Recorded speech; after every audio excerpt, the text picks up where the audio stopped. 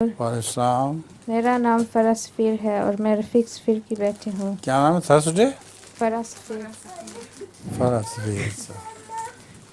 حضور، کیا قرآن میں کچھ ایسی چیزوں کا ذکر ہے جو ابھی ایجاد نہیں ہوئی؟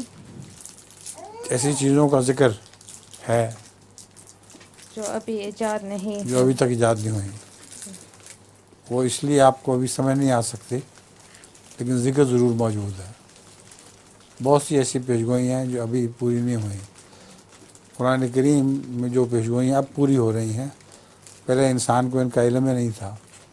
ان میں سے ایک ایٹم بم کی ایجاد ہے۔ اس کا علم جب تک ایٹم بم ایجاد نہیں ہوا کسی کو علم نہیں تھا۔ تو پیشگوئیاں وقت کے اوپر پوری ہوتی ہیں۔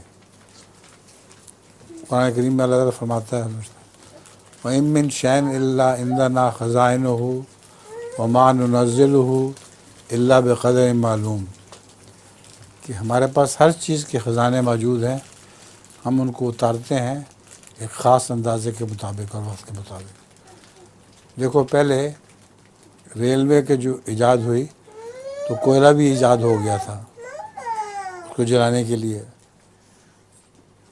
اس کو کہتے ہیں ایکسٹرنل کمبسچن انجن، جو باہر سے بھاپ بنا کے گاڑی کو چلاتا ہے۔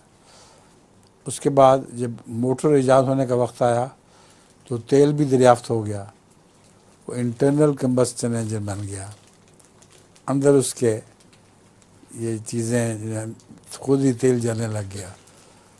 تو مختلف وقتوں کے لیے ضرورت کی چیزیں اللہ تعالیٰ اتارتا رہتا ہے اور ایجاد کرواتا رہتا ہے۔ آئندہ کیا کیا ہوگا ہمیں علم نہیں، قرآن کریم میں لکھا ہوا ضرور ہے۔